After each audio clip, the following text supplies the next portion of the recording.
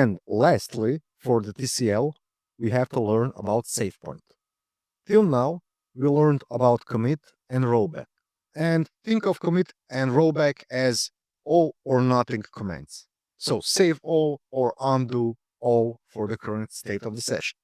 SAVEPOINTs, with conjunction with rollback, help us to return to a particular part of the session. Let's see on the example how this works.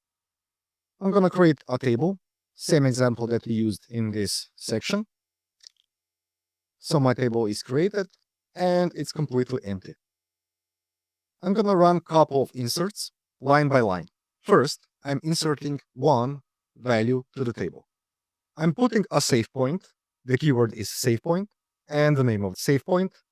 After the first SAVEPOINT, I'm inserting another row to the table. Again, I'm putting another SAVEPOINT and inserting another row to the table.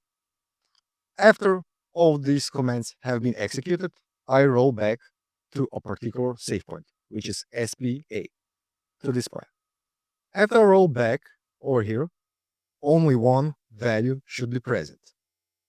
So let's execute all of those commands. I can run it as complete script. If we expand the script output, we can see inserted, SAVEPOINT created, inserted, SAVEPOINT created, inserted, and then rollback complete. Let's check the state of the table. And we can see only one row is present, which is over here. So everything after the SAVEPOINT SPA has been just simply rolled back. Remember that even the first one, it's not committed. So if I do a complete rollback, as such, everything will be reverted back to the initial commit point. Let's check the state. As we can see, the table is empty. Let's take another example. Since now our table is empty, this time I named both of my SAVEPOINTs with the same name. And I'm doing a rollback to that SAVEPOINT. So, you would think this would error, since the database does not know to which SAVEPOINT to go. However, this will not error. It will go to the last SAVEPOINT that is present in our transaction. Let's execute this. And let's check the state of the table. As we can see, we have two rows present. We did the insertion of the first row, made a SAVEPOINT, made another insertion, made SAVEPOINT, made third insertion, and then we rolled back to the last SAVEPOINT with the name as SPA. Cool. Again, my table is empty, as we can see. And in this example, I'm doing the following. I'm inserting one value, putting SAVEPOINT SPD. I'm inserting another value.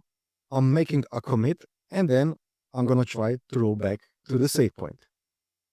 This is going to error, since the SAVEPOINT will not be anymore in this session. So the rollback after the commit won't be visible. Let's try it out. So I'm making an insert, putting the SAVEPOINT, making an insertion, making the commit, so my changes are saved to the database, and I'm going to try to make a rollback to a SAVEPOINT. And we can see the SPD has not been found. Excellent. This is really important to remember because this could be a trick question on the exam. Same as with rollback and commit, the keyword work is optional.